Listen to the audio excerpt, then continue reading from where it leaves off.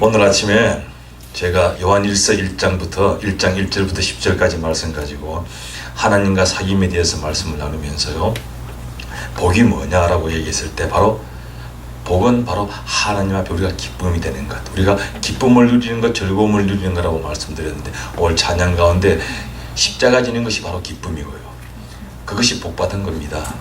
하나님과 사귐이 있게 되면은 그 10장 1장 요한일서 1장 4절에 보면은 이렇게 얘기합니다.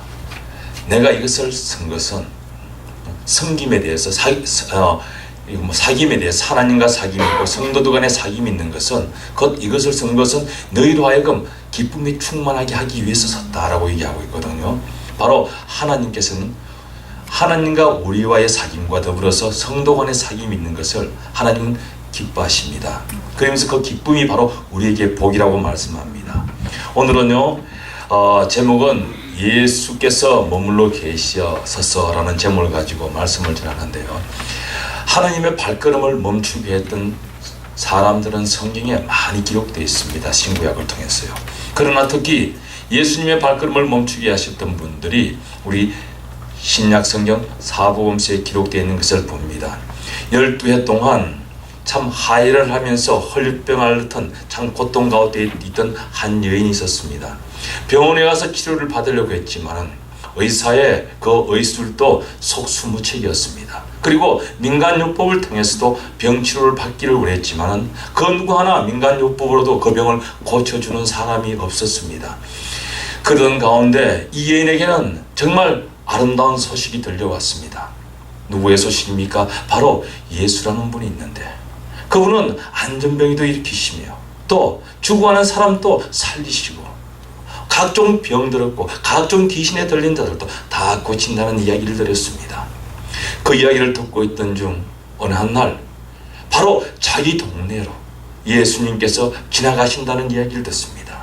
그 이야기를 들은 이 여인은 자기가 감히 하혈하는 피를 흘리는 여인이기에, 또 부정한 여인이기에, 죄인이기에 그 예수님께 가까이 갈 수가 없었습니다.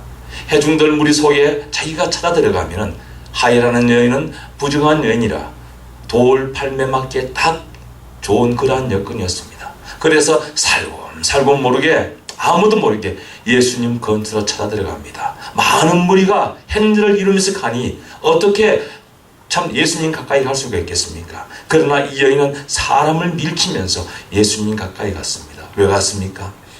내가 저 예수님의 옷자락만 잡아도 내가 이 병이 고침받을 것인데 라는 그러한 믿음이 있었습니다. 참 엄청난 믿음입니다. 이 여인은 예수님을 만나본 적이 없습니다. 그냥 들려들어온 소문만 듣고 그냥 행렬 속으로 파고 들어갔습니다. 그리고는 예수님의 옷자락에 손을 대는 순간 이 여인은 깜짝 놀랍니다.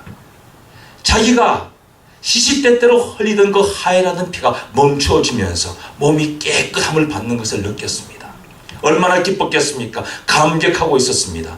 놀라고 있었습니다. 그런데 예수님께서 갑자기 제자들을 향해서 바라봅니다. 누군가가 내 몸에 손을 댔다 라고 얘기하자 베드로는 이야기합니다. 선생님 주위에는 많은 사람들이 있습니다. 이 사람도 밀치고 저 사람도 밀치다 보니 어떻게 건들려졌는 거지요 라고 얘기하자 예수님께서는 아니라는 겁니다.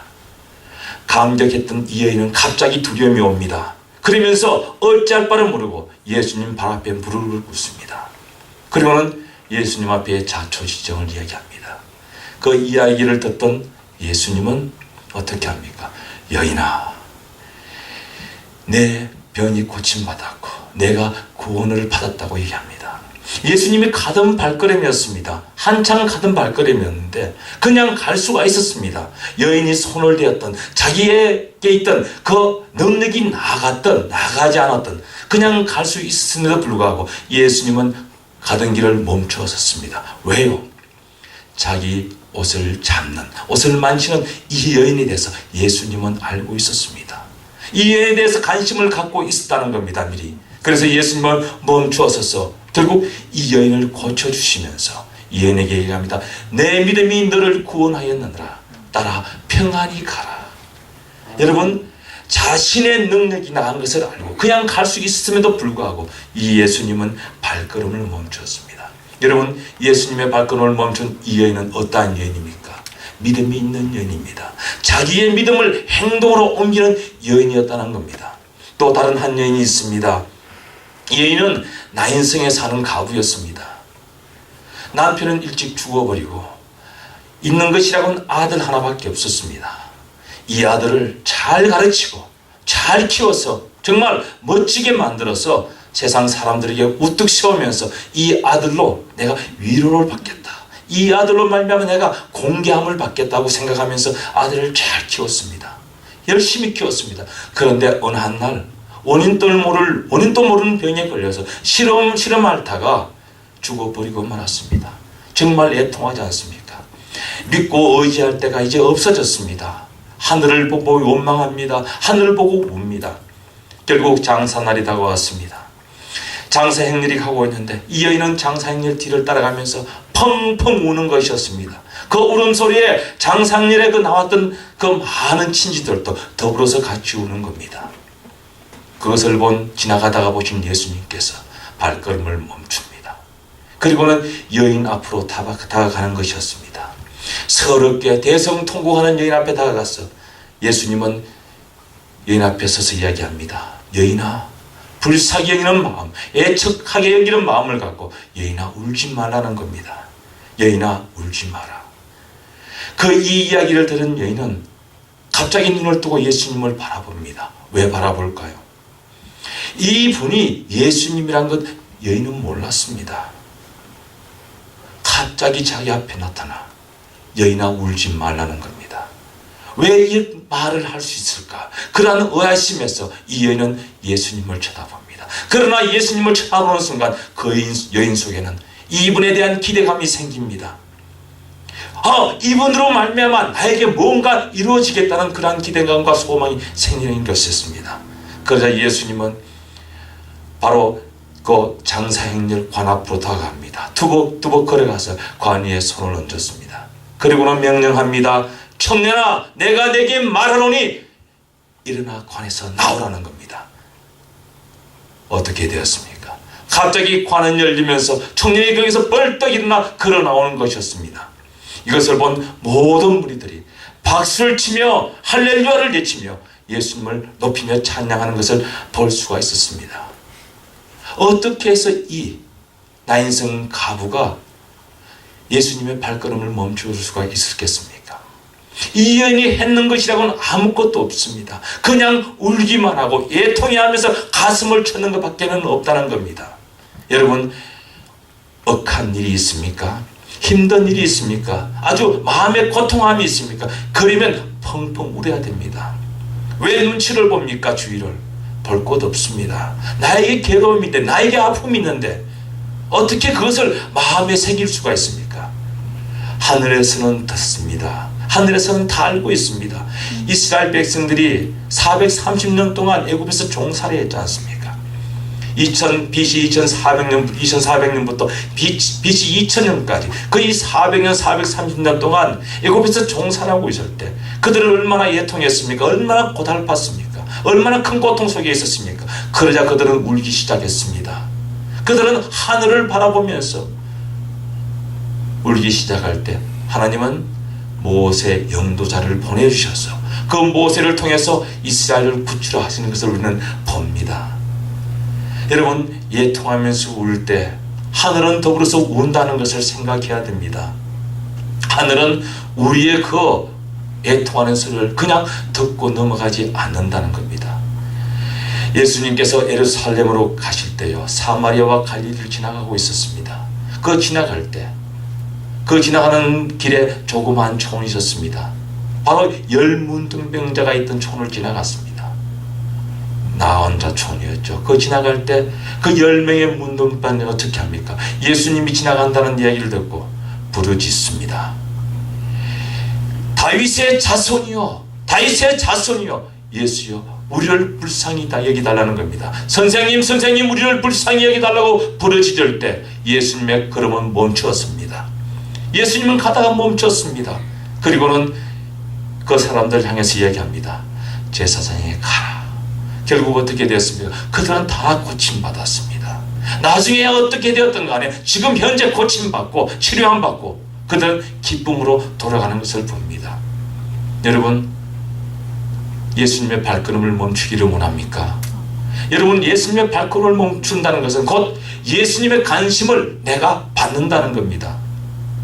많은 사람들이 예수님의 관심을 받기를 원합니다. 예수님과 눈 맞추기를 원합니다. 그러면서도 자기에게는 어떠한 역사가 나타날 것을 기대하지 않고 있다는 겁니다. 그냥 마냥 여러분, 그럴 때가 얼마나 많습니까? 우리는 이것을 알아야 됩니다.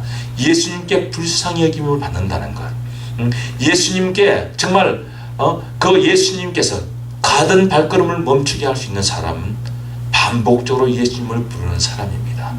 예수님, 예수님, 예수님, 예수님 부를 때 예수님은 가던 걸음을 멈추고 그 얼굴을 우리를 향해서 돌리신다는 것을 생각해 보아야 됩니다. 여러분, 오늘 본문의 말씀은 바디모의 이야기입니다. 이 말씀은 마태복음과 누가복음에 다 기록되어 있습니다.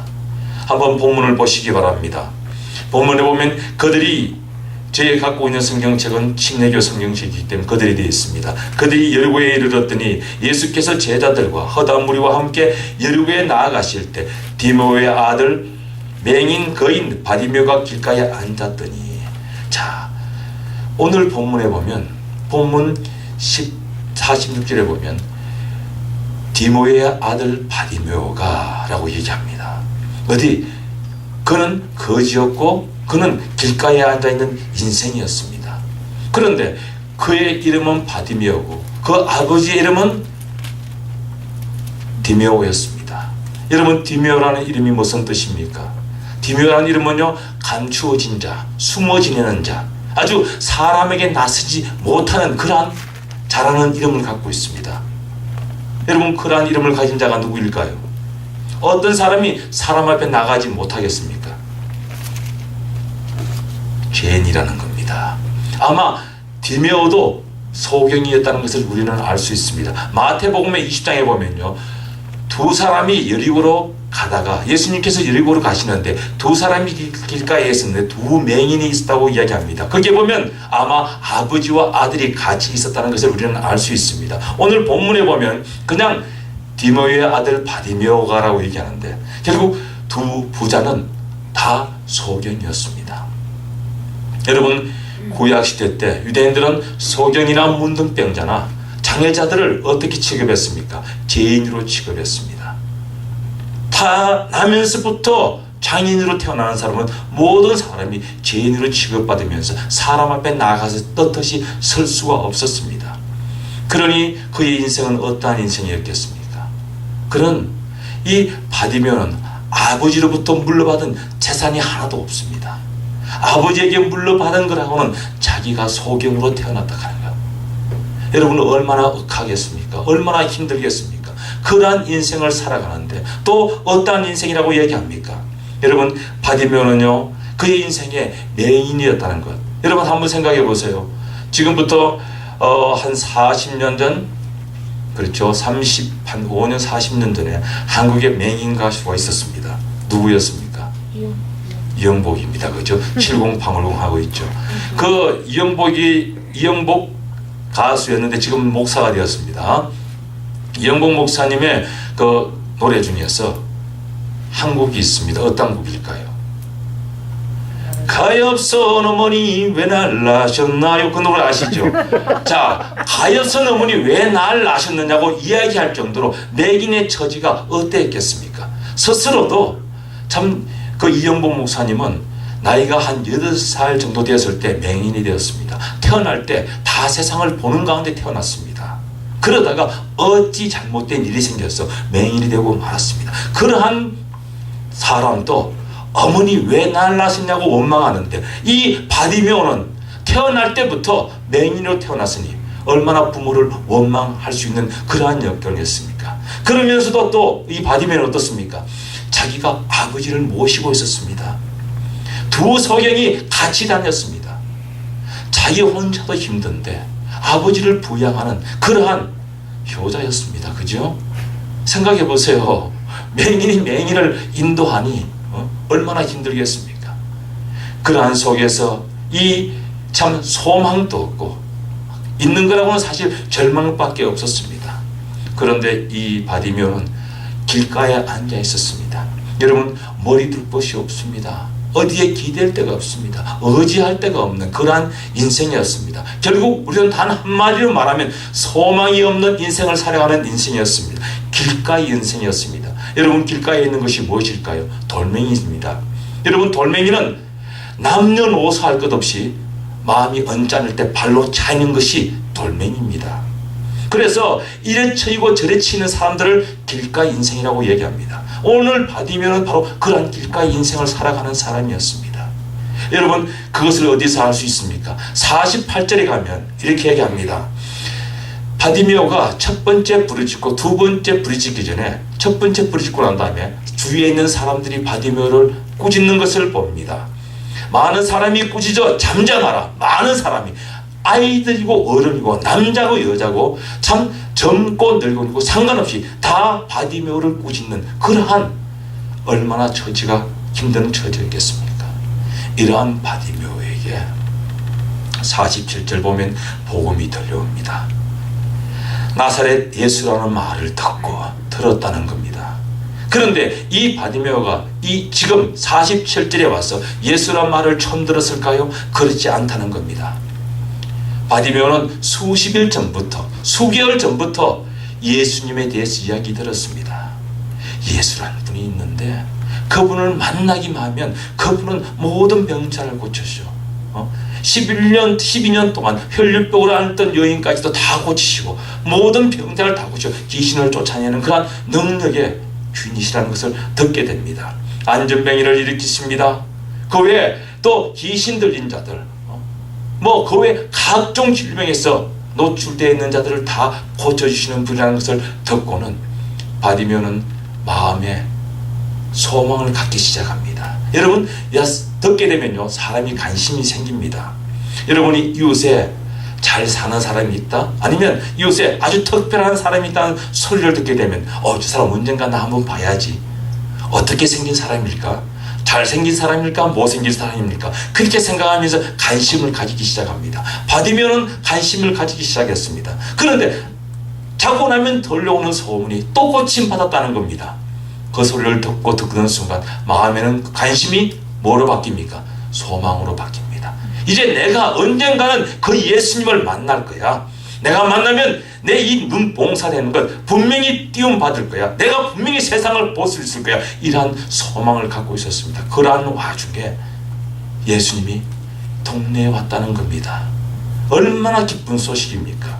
이러한 복음을 지금 온 세상에 전파되어 있음에도 불구하고 많은 사람들이, 특히 한인의 70% 이상이 거부하고 있습니다. 시카고는 그래요. 그러나 여기에 덴버는 몇 프로가량이 복음화된지 모르겠습니다. 제가 보기엔 한 10% 15% 되는 것 같아요.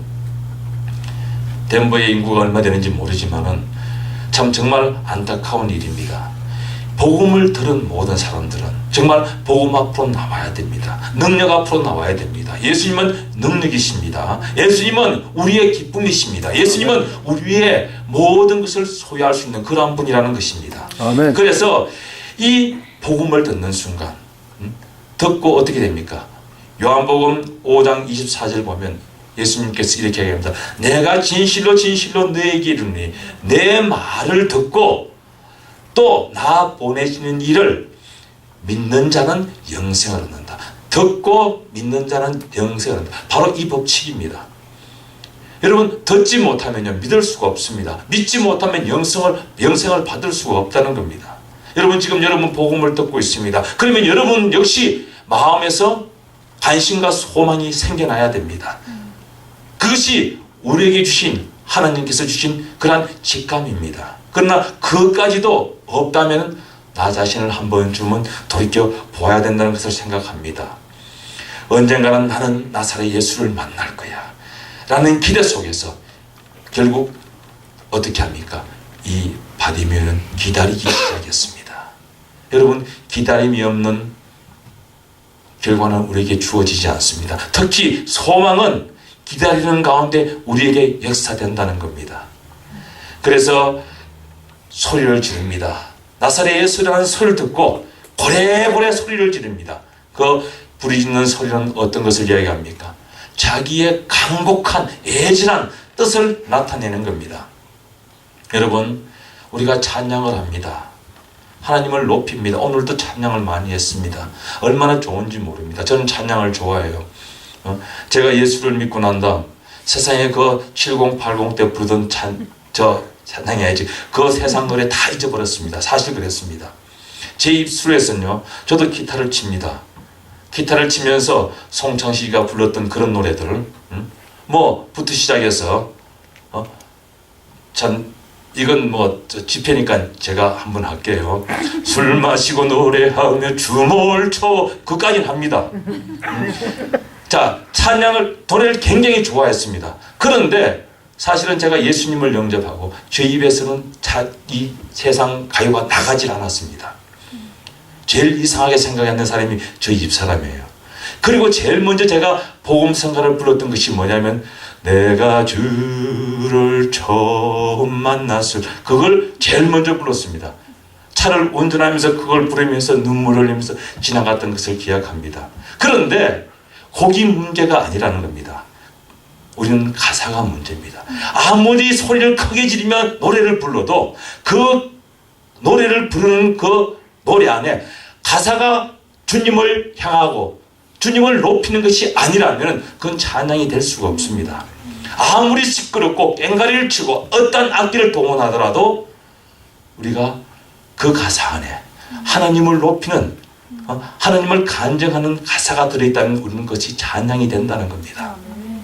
여러분, 길거리에 나가서 고래고래 소리를 한번 질러보세요. 그러면 사람들은 뭐라 그럴까요? 저 사람 미쳤어? 저 사람 정신 이상자 아니야? 그렇습니다. 바디메오는 지금 고래고래 소리를 지릅니다. 그런데 그 지르는 소리에 큰 뜻이 담겨 있었습니다. 뭐라고 소리 질렀습니까? 한번 보시기 바랍니다. 47절 보면, 나사렛 예수치라는 말을 듣고 소리 질러 이르되, 다윗의 자손 예수여, 다윗의 자손 예수여. 여러분, 아무나 다윗의 자손이라고 부르지 못합니다. 많은 사람들이 예수 선생님, 예수님, 그냥 주님이라고 정도 불렀습니다. 그러나 바디메오는 다윗의 자손이라는 겁니다.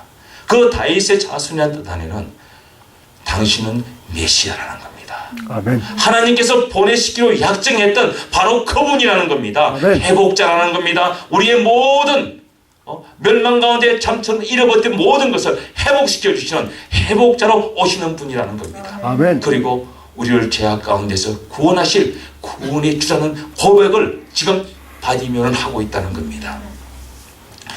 여러분, 이러한 바디메오의 부르짖음, 정말 엄청난 부르짖음입니다. 우리는 어떨 때는 이걸 성경을 읽으면서 그냥 지나갑니다. 다윗의 자손 예수요? 그럴 수도 있지. 아닙니다. 이 한 단어, 한 구절에 깊은 뜻이 있습니다. 그리고 그 다음 뭐라고 얘기합니까? 나를 불쌍히 여기소서. 여러분, 나를 불쌍히 여기달라고 할 수 있는 사람은 과연 누구일까요? 여러분, 나를 불쌍히 여기달라는 그 마음이 우리한테 생기지 않는다면 우리는 은혜를 받을 수가 없습니다. 아멘.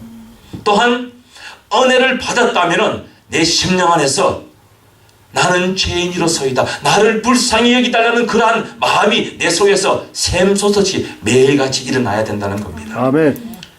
구원받으는 이렇게 이야기하죠. 한번 구원받았으니 당신은 죄인이 아니라는 겁니다.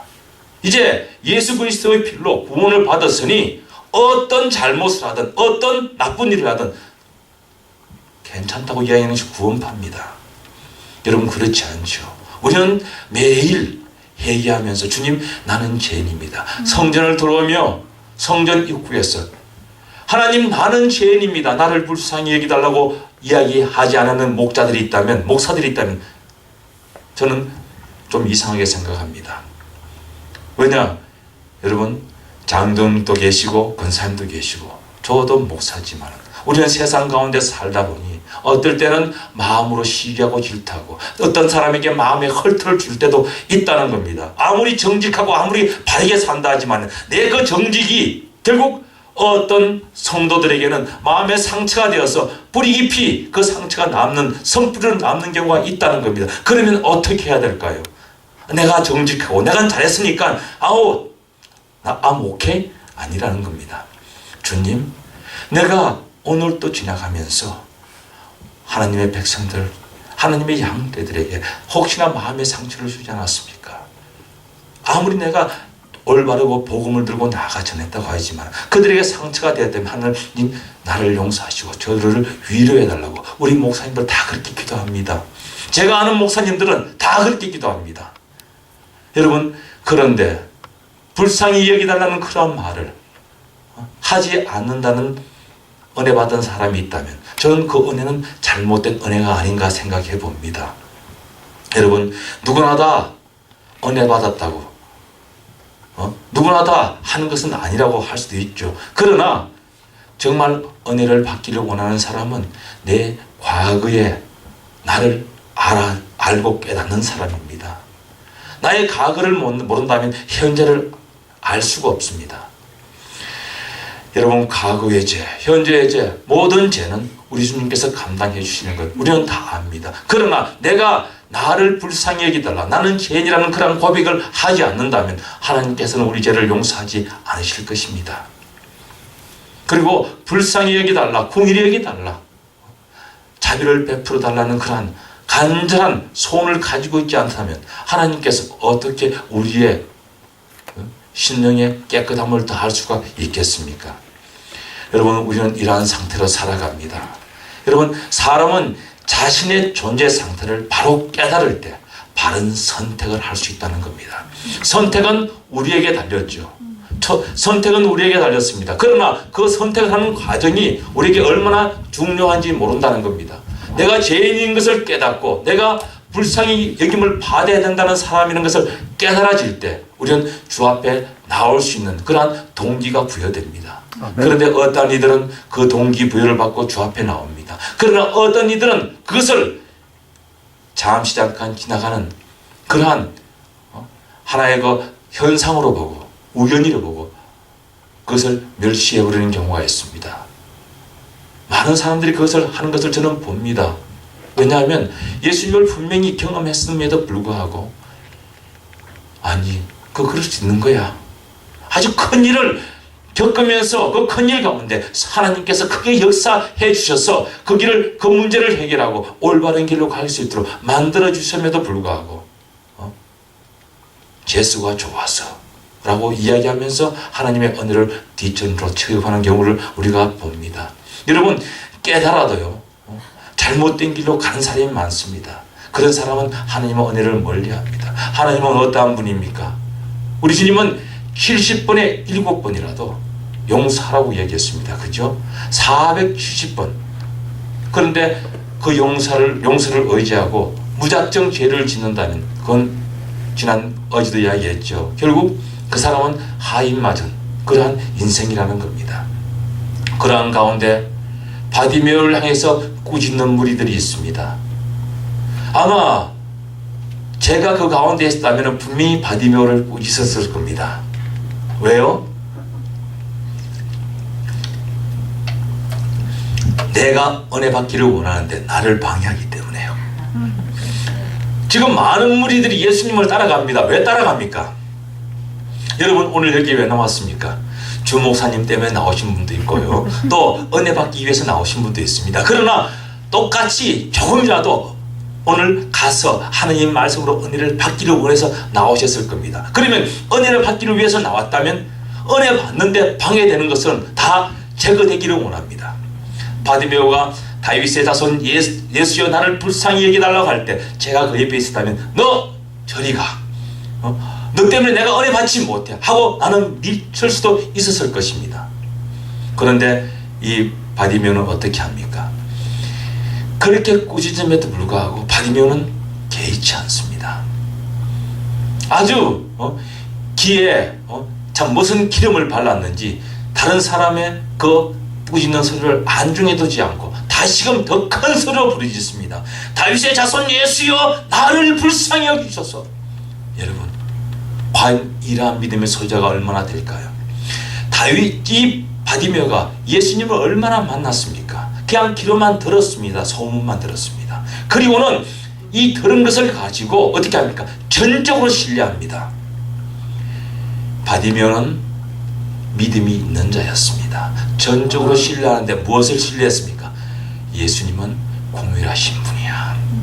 예수님은 사랑이 많으신 분이야. 죄인들을 위해서 오셨다는 분이야. 나 같은 사람들을 위해서 오셨다는 분이야. 분명히 그것을 믿고 지금 소리를 지르고 있습니다. 또 바디메오는 어떤 사람입니까? 바디메오는 자기가 쟁취하고자 하는 것은 꼭 쟁취하는 사람이었습니다.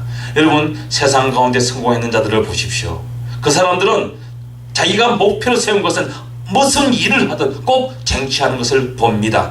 자기의 그 치료함을 받기 위해서 목표를 정했는데 그 목표에 방해되는 환경적인 요소를 다 무시해버립니다. 주위에 사람이 있든 주위에 아무리 높은 사람이 있든 이 바디메오는 생각하지 않습니다. 일단 내 목표를 달성하기를 원해야 됩니다. 상당히 이기주의자입니다. 그죠?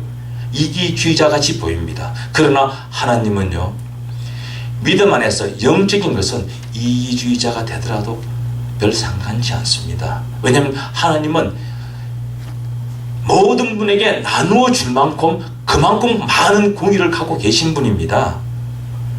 왜 시기합니까? 왜 질투합니까? 그렇게 할 필요는 없죠.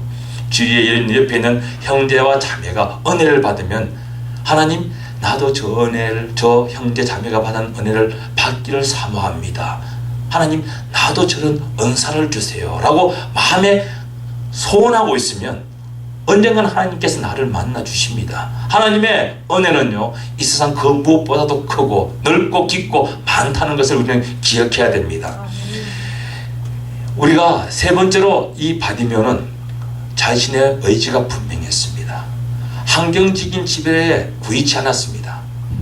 우리 어떤 사람은요, 자기의 환경이 지금 처지가 이런다. 아이, 내가 이 모양 요 꼴로 살지. 그런 이야기를 많이 듣습니다. 난 이대로 사는 것이 편해. 정말 그렇게 생각하시는 분들 중에서 은혜를 받고 주 앞에 헌신된 모습 속에서 그렇게 생각한다면 그 사람은 정말 은혜된 사람입니다. 왜냐? 물질적인 욕심이 없기 때문에요. 한번 생각해 보세요. 세상 살아가며 사람들로부터 참 존경받고 높임받고 싶어 하지 않는 사람이 어디 있겠습니까? 첫째, 초라하게 입고 나가면요, 사람들이 무시합니다. 제가 비즈니스 할 때 이야기입니다. 장사를 할 때 이야기인데, 토요일날 오후에 일찍 문 닫고요, 제가 낚시를 좋아했어요. 그래서 낚시점에 달려갑니다. 그래서 낚시 밑밥을 사가지고 낚시터로 가서 한 서너 시간 낚시하다가 고기 잡힐 때도 있고 안 잡힐 때도 있습니다. 그리고 오는데 한 분은 미국 낚시점이니까 동양인이 가니까 시골이니까요, 아주 태도가 불순합니다. 그래서 한 번은 제가 우연히 양복을 입고 한번 갔습니다. 양복을 입고 가니까 낚시점 주인이 저를 대하는 태도가 달라졌다는 겁니다. 아주 밝은 표정으로 아주 깍듯이 손님을 맞이하듯이 맞이하는 것이었습니다. 여러분, 미국 사회도, 미국 사람도 그렇습니다. 동양인이 가더라도 의복을 보면서 저 사람들의 언행이 달라집니다. 그래서 저희 아버님은 항상 그럽니다. 먹는 것은 아무거라도 먹더라도 의복과 잠자리는 확실히 해야 된다. 왜냐? 잠자리가 확실치 않으면 잘못되지, 그죠? 그리고 의복이 유추하면 사람들부터 멸시천대 받는다고 저희 아버님은 항상 저에게 그렇게 가르쳤습니다. 그런데 지금 세상은 그렇습니다. 세상은 분명히 주위의 환경을 봅니다. 그러나 믿음 안에 있을 때 우리가 어떤 옷을 입었든 어떠한 상태로 살아가든 우리는 아무렇지도 않다는 겁니다. 그러나 세상에서 살아가는 여러분들은요, 저는 그래요. 잘 입으세요. 또 멋지게 해가 다녀야 됩니다. 예수 믿는 사람이 아주 누추하게 초라하게 다니면 예수님 욕먹이는 거예요. 예수 믿는 사람이 저거밖에 못해? 그러나 목사일 경우는 좀 초라해도 목사님은 원래 저래 그럽니다. 그런데 저는 안 그렇습니다. 썩어도 준치라고 저는 차도 럭세스를 타고 다닙니다. SUV도 타고 있고요. 그리고 2에서 300도 갖고 있습니다. 1997년도 차라서 그랬지. anyway, 뭐 어떻게 됐든 간에 그렇습니다. 그러나 우리 성도님들은 조금 더 깔끔하게, 조금 더 멋있게, 그러면서 나아가서 얘기합니다. 아유, 나 든든한 교회 교인입니다.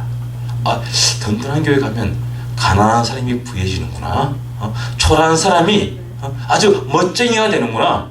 저 교회는 목사님이 옷 입는 모습을 가르치는 거야? 아니면 목사님이 돈 버는 법을 가르치는 거야? 이러한 소리를 털을 서리는 정도로 그렇게 해야 된다는 겁니다. 그것이 바로 예수님을 높이는 겁니다.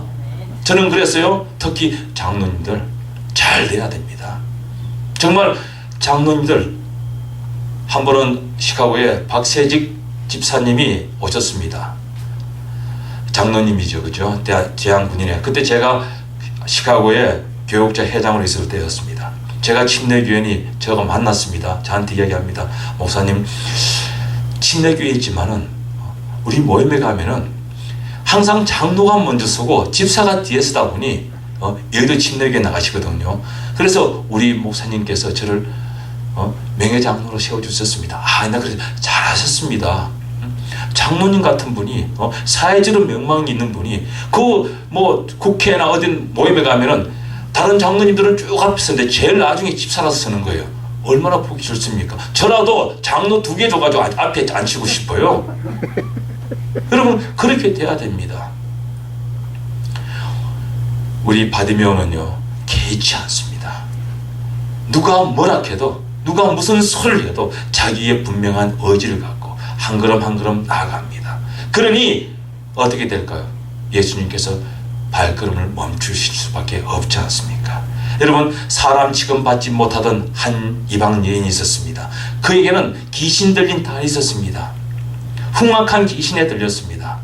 그런데 어느 한 날 예수님께서 지나가신다는 이야기를 듣고 예수님께 나아갑니다. 그리고 예수님 와서 이야기합니다. 예수님, 나를 불쌍히 여겨주세요. 나에게 흉악한 귀신에 들린 딸이 있습니다. 라고 얘기하자 예수님께서 이야기합니다. 나는 이스라엘에 잃어버린 양 외에는 다른 데로 보내심을 받지 않았다. 그러자 다시금 이 여인은 이야기합니다. 주님, 나를 불쌍히 여겨주세요. 내 딸이 귀신 들렸습니다. 다시금 반복합니다. 그러자 예수님께서는 다시 얘기합니다. 자녀들의 떡을 어떻게 개들에게 줄 수가 있느냐는 겁니다.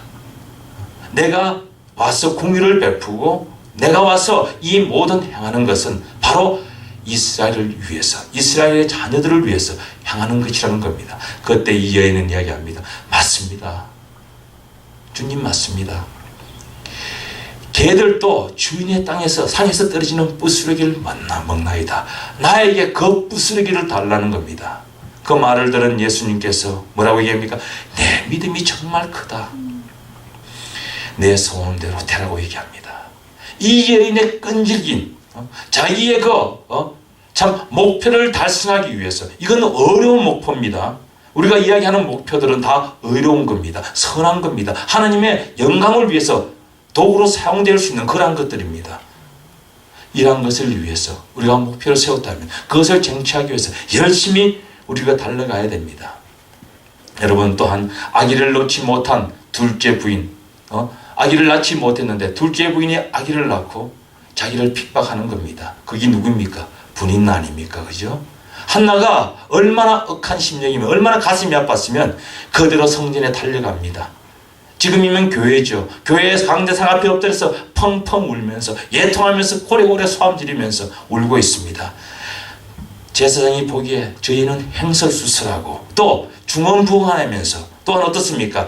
참 정신 나간 여인이라는 겁니다. 꼭 보니 술 취한 여인이라는 겁니다. 그래서 가서 이야기합니다. 이 여인아, 술 취한 여인아, 집에 가서, 술주정은 집에 가서 하라는 겁니다. 그러자 이 한나는 엘리 대사장에게 이야기합니다. 제사장님, 내가 여차여차해서 참 마음에 이러한 일을 갖고 있어서 지금 하나님 앞에 고하고 있습니다. 그 이야기를 하는 엘리 제사장은 여인에게 얘기합니다. 네, 마음에 있는 것을 하나님께서 들어 응답하실 것이다. 그 이야기를 듣고 어떻게 됩니까? 아멘하고 집으로 돌아갑니다. 여인 믿음 대담합니다. 엘리 제사장 그 당시에요. 엘리 제사장 그렇게 힘이 없던 제사장이었습니다.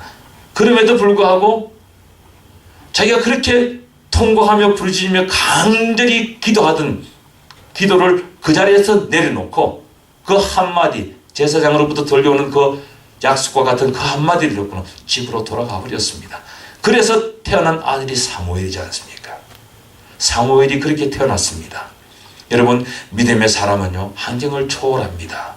믿음은 사람은 환경의 지배를 받지 않는다는 겁니다. 여러분, 어떠한 환경 속에 있어서 사업이 실패했습니까? 그거 지배받지 마시기 바랍니다. 예수님은 은도 내 것이요 금도 내 것이라고 얘기합니다. 내한테 속해 있는 모든 이 세상의 모든 것들은 다 내 것이라고 얘기합니다. 오늘 제가 20년 집에 가서 잠깐 우리 목사님과 교제하면서 한 간증 하나 했는 게 있었습니다. 제 집 근처에 세탁소를 하는 우리 한인이 있습니다. 김사만 목사님 교회 명성교회 다니다가 오신 분인데 한 2년 반 전에 세탁소 안 되는 세탁소를 인수했어요. 그냥 가보면 팡팡이 놀고 있습니다. 그런데 지금은 일이 매어 터지고 있습니다. 지금 같은 불경기에 세탁소들이 다 손을 놓고 있는데 그 집은 일이 넘쳐납니다. 여러분, 어떻습니까? 그런 사람들도 존재한다는 겁니다. 왜? 환경을 초월합니다. 검요 철학기도 빠지지 않습니다. 주일 예배는 당연하고요. 새벽기도 1시간 거리 되는데도 달려갑니다. 그러한 믿음을 소유하고 있으니 하나님께서 복을 안 주시겠습니까? 여러분, 하나의 특이한 일들은 우리 가운데 너무나도 많이 발생합니다. 나도 그러한 주인공이 되어야 된다는 겁니다. 이러한 그 바디메오가 이렇게 부르짖을 때 어떻게 합니까? 예수님께서 그 소리를 듣고 머물렀습니다. 여러분, 예수님을 길 가던 예수님을 세울 수 있는 분이라면 여러분 하늘 보좌를 움직일 수 있는 분입니다. 아멘. 어떤 분은 얘기하죠. 하늘 보좌를 움직인다. 어떻게 움직입니까? 하늘 보좌는 움직이지 않습니다. 그러나 하늘 보좌가 움직이는 것 같이 능력을 이 땅으로 끌어내릴 수가 있다는 겁니다. 여러분, 우리는 이야기합니다. 하늘문을 열어주시옵소서. 열린 하늘문입니다. 항상 열려져 있는 하늘문인데 그 하늘문을 통해서 능력이 우리에게 내려올 수 있도록 우리가 강구하지 못하고 우리가 행하지 못하기 때문에 우리에게 주어지지 않는다는 것을 우리는 생각해야 됩니다. 예수님의 발걸음은 예수님이 관심을 가진 자가 주어질 때 멈춰진다는 겁니다. 여러분, 예수님과 눈 맞춘 사람이 한두 명이었습니까? 바디메오 주위에 있는 모든 사람들은 예수님과 눈 맞추어진 사람들입니다. 그런데 예수님이 멈췄었는데, 만약 길 가던 예수님이 멈췄었는데 나 때문에 멈췄었다면 어떻겠습니까? 여러분 생각해 보십시오. 나 때문에 예수님이 멈췄었습니다. 우리는 다 그러한 사람입니다. 예수님이 지금 가고 있다면 여러분 한 사람 한 사람 때문에 예수님은 멈춰서는 그러한 사건이 발생되기를 예수님의 이름으로 축원합니다. 정말 그렇게 돼야 됩니다. 그렇게 될 때 여러분의 가정과 여러분의 직장과 또 교회뿐만 아니라 모든 것이 회복되어서 바로 서게 된다는 겁니다. 여러분, 영화를 보면은 많은 엑스트라들이 나옵니다. 그런데 주인공은 한 명입니다. 그죠? 그걸 보면서 우리는 생각합니다. 예배를 드립니다. 지금 이렇게 나왔습니다. 예배를 받는 입장에서는 분명히 주인공은 하나님입니다. 그죠? 그러나 예배를 드리는 입장에서는 주인공이 누가 돼야 됩니까? 우리가 돼야 되죠. 내가 돼야 됩니다. 내가 지금 드리고 있는데 내가 관객으로서 내가 엑스트라로서 존재한다면 하나님의 은혜는 우리에게 임하지 않는다는 겁니다. 여러분, 한 사람 한 사람이 예배의 주인공이 되어질 때 그 예배는 하나님께 연락됩니다.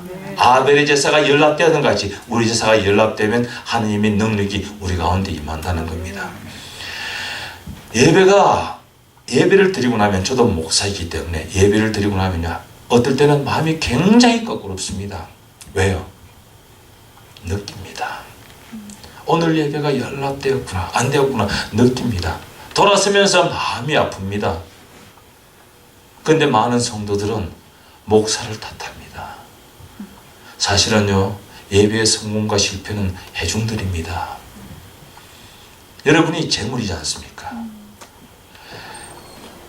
이스라엘 백성들이 하나님의 제단에 나갈 때 재물을 가지고 나갑니다. 그래서 로마서 12장에 보면 우리를 향해서 사도 바울은 너희들이 산제사가 되라는 겁니다. 너희들이 산제사가 되면 그것을 각을 떠가 드리는 사람이 누굽니까? 제사장이지 않습니까? 온전한 제물을 하나님께 드릴 수가 있는데, 그렇다고 해서 목사가 책임이 없는 것은 아닙니다. 목사가 그것을 가르쳐야 됩니다. 훈련을 시켜야 되는데 지금 한국 교회는 훈련이 되어 있지 않습니다. 큰 교회만 큰 교회일수록 훈련은 전무합니다. 과연 새벽 기도를 강조하는 목사님이 얼마나 존재할까요? 1조 전납이라고 해서 11조, 온전한 11조를, 그것도 온전한 11조가 어떤 것이 온전한 11조인 줄 아십니까? 10분의 1을 드리는데 그 10분의 1을 온전하게 드리는 거예요. 제단을 통해서, 교회를 통해서 드리는 겁니다. 그리고 주일 성수, 각종 우리가 하나님께서 우리에게 주신 그러한 그 명령과도 같은 그러한 말씀을 지켜라고 강조하면서 그것을 이끌어 나가는 그러한 목사가 있다면, 그것을 가르치는 교회가 있다면 그건 올바로 된 교회입니다.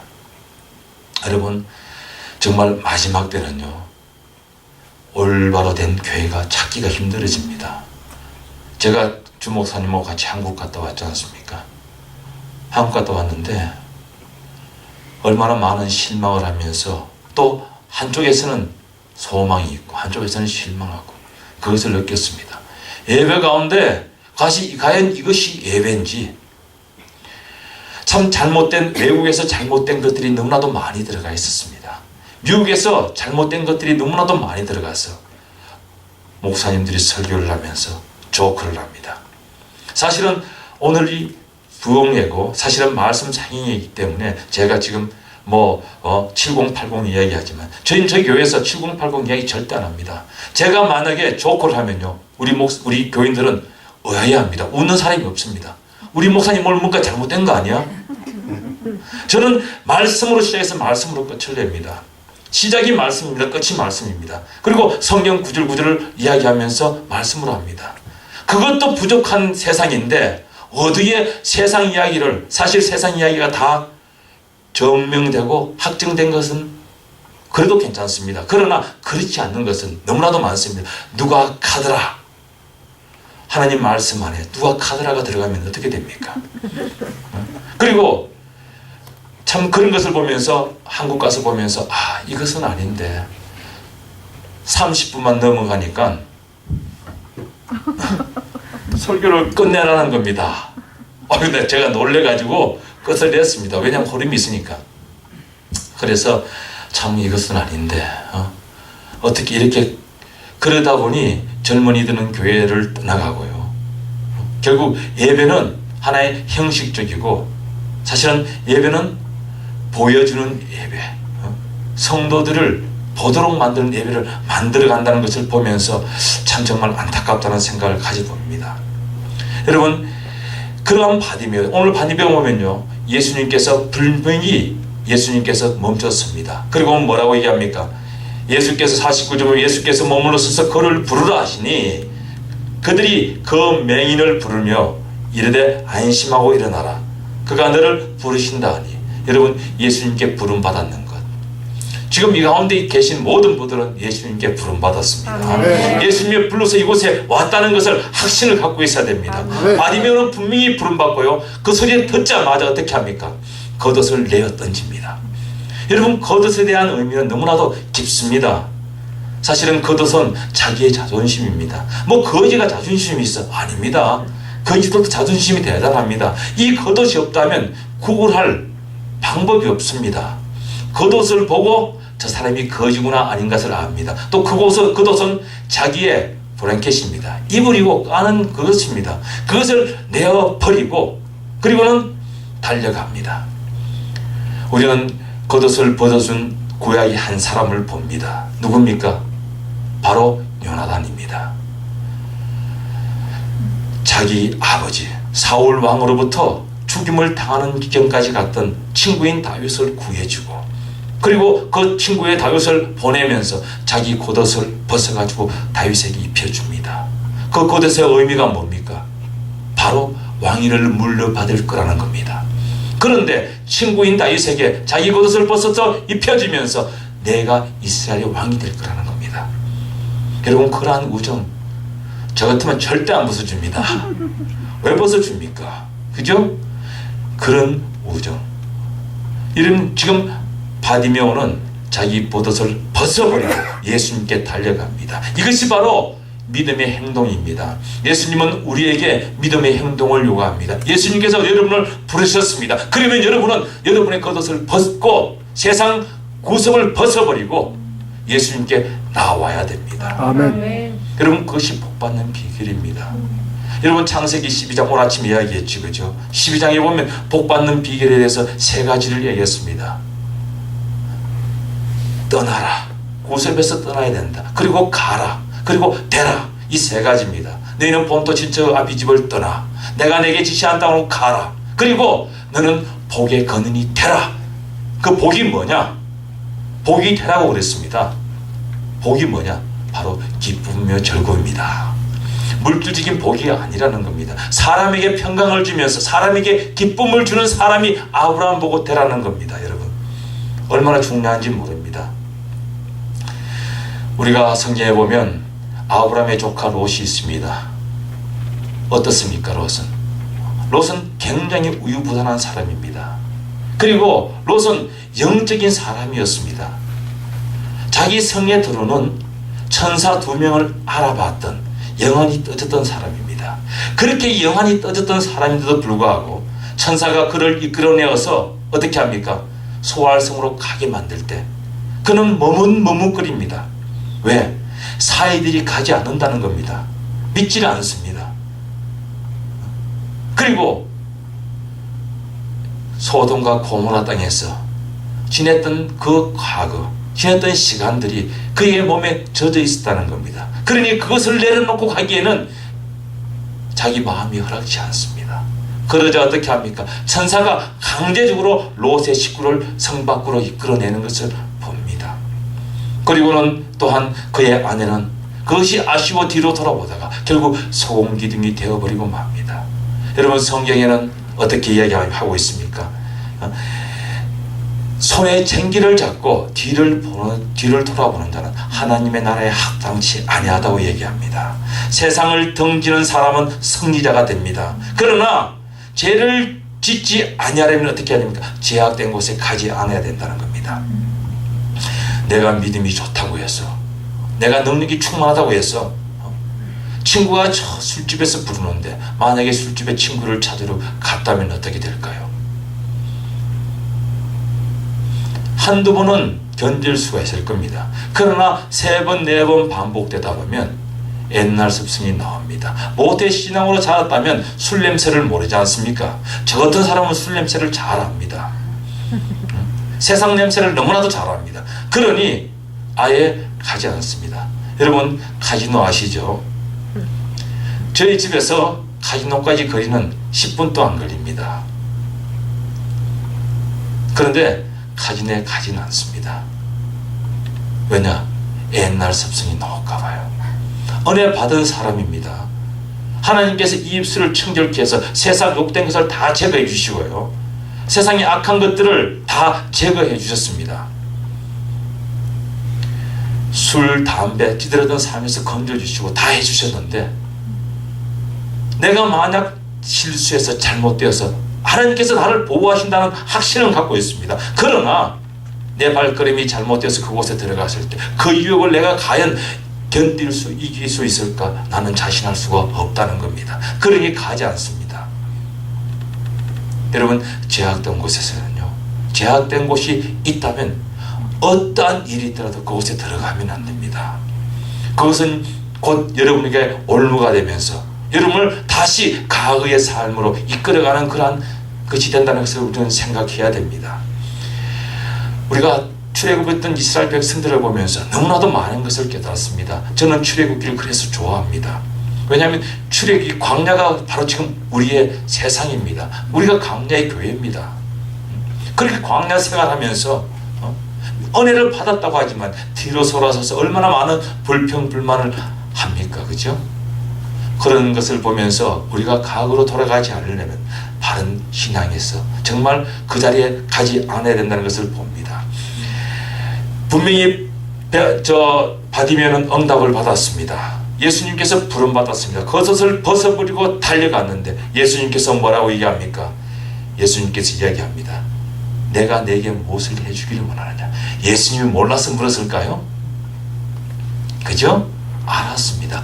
아심에도 불구하고 예수님은 다시금 반문해서 묻습니다. 내가 너에게 뭐 해주면 좋겠냐? 여러분, 자기의 소원을 가지고 있다면 그것을 묻는 분에게 즉시 대답해야 됩니다. 머뭇거렸다가는 다른 사람에게 뺏겨버립니다. 여러분 생각해 보세요. 그리고 여러분의 비전, 여러분의 소원 항상 기도하면서 준비하고 있어야 됩니다. 하나님, 내가 어떻게 앞으로 어떻게 4년을 지났습니다. 든든한 교회가, 내가 든든한 교회 성도로 4년을 지나왔는데 이제 5년째를 접어가는데 하나님, 내가 이 교회에서 어떤 일을 하면 좋겠습니까? 내 마음은 고든 사람입니다. 하나님, 내 목을 꺾어주시는데 꺾어주시고 내가 어떤 일을, 하나님이 나를 꺾어주실 때, 나를 불러주실 때 내가 이 교회에서, 또 아니 덴버라는 이 지역에서 크리스찬으로서의 성도로서의 삶을 어떻게 살면 좋겠습니까? 어떠한 모양으로 주님 앞에 보여지면 좋겠습니까?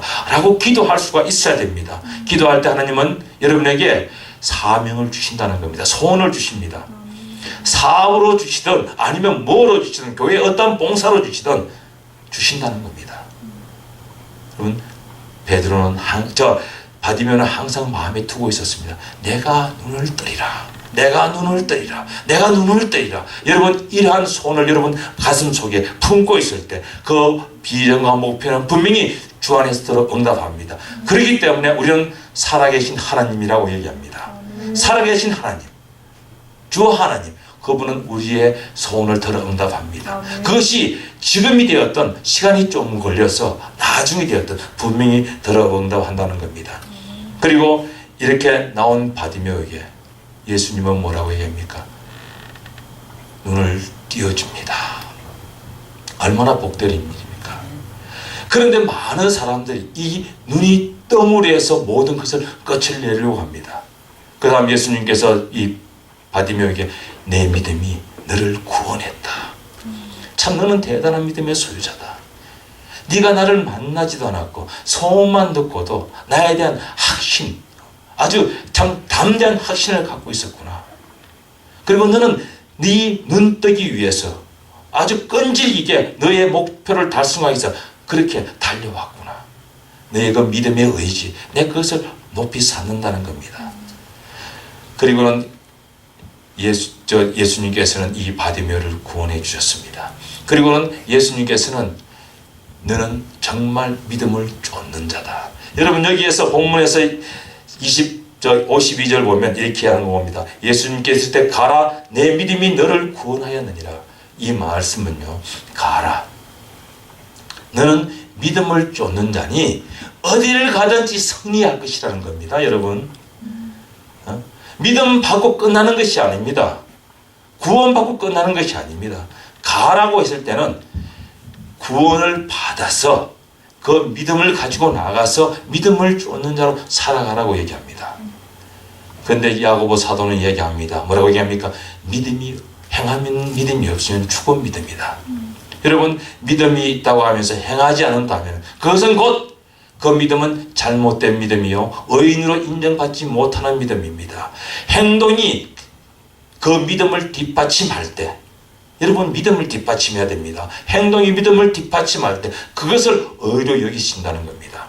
내가 행동이 아무리 선하고 착해도 그것이 믿음을 뒷받침하지 못한다면 그건 하나님과 아무런 상관이 없다는 겁니다.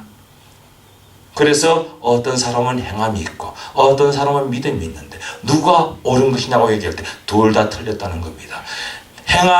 행동으로 하는 것이 믿음을 뒷받침할 때 그것이 바로 의인으로서의, 믿는 자로서의 믿음이라는 것을 우리는 생각해야 됩니다. 내 믿음이 너를 구원했다고 했을 때 바로 이 52절 보면 그가 곧 보게 되어 눈을 떴습니다. 할렐루야, 눈을 떴습니다. 눈을 뜨고 이제 세상 가운데로 나아갑니다. 구원은 곧 회복입니다. 그렇다고 해서 회복의 완성이 아니라는 것을 생각해야 됩니다. 눈 떴다고 해서 주님으로부터 너 구원받았다 라고 해서 그것으로 끝난다면 반쪽 회복에 끝나는 것입니다. 회복을 너무 좁게 본다는 겁니다. 여러분, 회복은요, 원상태로 돌아가는 겁니다. 우리의 원상태는 어딜까요? 에덴입니다. 그렇죠? 아담이 죄 짓기 전의 상태, 그 상태가 되려면 어떻게 해야 될까요? 결국 눈뜨게 해주신 분, 그 은혜를 베풀어 주신 분, 자신만의 구원을 생각하는 것이 아니라 회복자로서의 삶을 살아가기 위해서 누구를 쫓아가야 될까요? 바로 예수님을 쫓아갑니다. 예수님을 길에서 따르니라. 여러분, 바디메오가 세상을 얼마나 보고 싶어 했습니까? 주위에 있는 사람들이 이야기합니다. 예루살렘 성전에는 가보면은 금으로 되어 있어. 그 안에 가면 금촛대도 있고, 금 향단도 있고, 모든 것이 금으로 되어 있고, 얼마나 크고 웅장한지 몰라. 얼마나 아름다운지 몰라. 그것은 참 예루살렘 그 언덕 위에 아름답게 지어져 있어. 그런 이야기를 얼마나 많이 들었을까요? 아마 귀로 듣고 눈은 보지 못하니 머리로 상상하면서 그림을 많이 그렸을 겁니다. 나름대로 엄청나게 아름답게 그려놓고는 그것을 상상하면서 살아가고 있었습니다. 언젠가는 내가 눈을 뜨면 그것을 꼭 보리라. 그리고 또한 세상의 태양을 보면서 사람들이 하는 이야기를 들었습니다. 세상에서 사람들이 하는 이야기를 다 들으면서 내가 눈을 뜨면 저것도 보고 이것도 보고 저것도 하고 저것도 할 거야. 여러분, 그렇게 생각하지 않았겠습니까? 당연히 저는 그렇게 생각했을 겁니다. 왜요? 봐야죠. 다른 사람들이 좋은 것 봤다는데 내라고 안 보면 어떻게 합니까? 눈 떴는데. 그런데 바디메오는 그렇지 않습니다. 바디메오는 자신의 눈을 뜨게 해주신 분, 자기를 구원해 주신 분, 그분을 위해서 자신을 온전히 반납하는 겁니다. 나를 다시 그분에게 드림으로 말미암아 나는 온전한 회복자가 되겠다는 겁니다. 여러분, 우리는 그러한 삶을 살아야 됩니다. 구원을 받았다고 해서 그 기쁨 가운데서 흥청망청 살아가는 것이 아니라 내가 예수님을 따르는 삶, 예수님께서 나에게 주신 그 삶을 살아갈 때, 여러분, 오늘 또 찬양했습니다. 십자가를 질 수 있냐? 십자가를 질 수 있는 것. 우리가 십자가를 진다 하는 것은 얼마나 중요한지 모릅니다. 누구에게나 다 십자가 주어져 있습니다. 어떤 사람은 자기의 가정에, 어떤 사람은 믿음의 십자가, 어떤 사람은 이런저런 십자가, 우리에게 다 주어져 있습니다. 똑같은 십자가가 아닙니다. 그러니 다루는 방법이 다를 수밖에 없습니다. 그런데 우리는 주위에서 많은 사람들이 평가를 합니다. 저 사람 저거 아닌데, 자기하고 다른 길을 간다는 겁니다. 나는 분명히 예수님을 따라서 전도사가 되고 목사가 되었는데 저 사람은 장로가 되어서 다른 길을 갑니다. 그리고 사업을 합니다. 저거 아닌데라고 이야기할 수가 없다는 겁니다. 우리에게 주어진 환경과 여건은 항상 다르게 예수님을 따르게 만든다는 겁니다.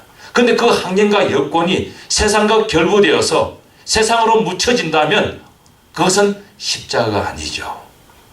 그건 십자가를 내려놓고 세상을 짊어지는 그러한 아주 참 잘못된 길로 간다는 겁니다. 여러분, 이 땅을 살아가면서 완전한 회복자가 있었습니다. 누구였습니까? 예수님 또 있었습니다. 구약에서 있었습니다. 구약에서 있었습니다. 이 세상에서 죽음을 받지 않고 그대로 들려 올라간 사람입니다. 에녹입니다. 바로 에녹이 완전한 회복자였습니다. 그는 365년 동안 하나님과 동행했습니다. 하나님을 따라서 그 어디든 갔던 사람입니다. 아마 하나님께서 에녹을 따라가셨겠죠. 그러나 어찌되었든 간에 하나님과 같이 했던 사람입니다. 그러니 죽음을 겪지 않고 들려 올라갔던 것이죠. 그러나 지금은 어떻습니까? 지금은 죽어도 살겠고 살아서 믿는 자는 영원히 죽지 아니하리라. 여러분, 예수님을 따라가는 사람은요, 에녹과 같이 완전한 회복자로서 하늘나라에 올라간다는 것을 우리는 생각해야 됩니다. 하나님을 끝까지 따라가는 우리의 신앙인이 되어야 됩니다. 말씀을 정리하겠습니다. 하나님의 발걸음을 멈추게 하는 자는 과연 누구일까요? 하나님의 관심을 집중시키는 자입니다. 하나님의 관심을 집중시키기 위해서 어떻게 해야 될까요? 복음을 지속적으로 들어야 됩니다. 복음을 듣고 기다리다 보면 예수님을 만날 수 있는 계기가 생깁니다. 그때는 어김없이 여차없이 부르짖어야 됩니다. 그리고 어떻게 해야 됩니까? 행동으로 옮겨야 됩니다. 그러면서 또한 환경과 여건을 초월해야 됩니다. 거기에 얽매여서 내가 무엇을 해나간다면 그것은 결국 그것을 놓쳐버리고 만다는 겁니다. 여러분, 말씀을 신뢰하고 행동으로 옮겨야지 기대와 소망 가운데서 우리는 눈물을 흘리면서 애통해하면서 하나님을 찾고 찾아야 됩니다. 찾고 찾으면 만나 주시라고 말씀하셨습니다. 아멘. 그 주님은 지금 또 여러분의 마음의 문 앞에 와서 지금 두드리고 계시는 분입니다. 찾아가는 것이 아니라 예수님은 우리에게 와서 우리를 만나 주시기 위해서 기다리시고 계신 분이라는 것을 우리는 생각해야 됩니다. 하나님의 관심의 주인공이 되어야 됩니다. 그래야지만이 예수님의 발걸음을 멈추고 하나님의 시선을 자기에게 집중시키면서 내가 주인공이 될 수 있다는 것입니다. 여러분, 그렇다고 해서 완전한 성공은 아닙니다. 절반 성공입니다. 준비된 자, 자기의 비전과 소원을 소상히 아뢰면서 자기에 맡겨진 그 사명을, 주님의 일을 헌신하면서 참 뭐랄까, 이것만이 나에게 하나님께서 나에게 주어진 사명이며 원하시는 것이구나 라는 깨닫게 되면 그 일을 위해서 참 자기의 모든 것을 던질 수 있는 그러한 사람이 되어야 됩니다. 이러한 자가 바로 구원받은 자요, 이러한 자가 바로 진정한 회복자라는 겁니다. 오늘 이 가운데 오신 여러분들은 회복자로 남아 존재하시기를 예수님의 이름으로 축원합니다. 세상에 결부되어서, 세상에 미혹되어서 세상으로 돌아가는 그러한 일은 절대 없을 줄 믿습니다. 성령님께서 우리 가운데 함께 하십니다. 성령님은 지금 이 시간에 여러분의 마음을 어루만지시기를 원합니다. 여러분의 질병까지도 지금 이 시간에 건쳐주시기를 원합니다. 우리가 같이 합심해서 기도하면서 하나님, 나를 만져주세요. 하나님, 나를 친히 안수하여 주시옵소서. 하나님, 나의 그 고민된 생각들, 나의 그 갖고 있는 모든 잘못된 생각들을 주님 이 시간에 주의 보혈로 깨끗이 씻어주시고 구원받은 자로, 회복자로, 주 앞에 온전히 주님을 섬기는 자로 세워달라고 이렇게 기도할 때 우리는 정말 주님 앞에 기쁨이 되면서 즐거움이 되는 자로 남게 된다는 것을 우리는 생각할 수가 있습니다. 우리 다 같이 한번 말씀을 생각하면서 기도하기를 원합니다. 하나님,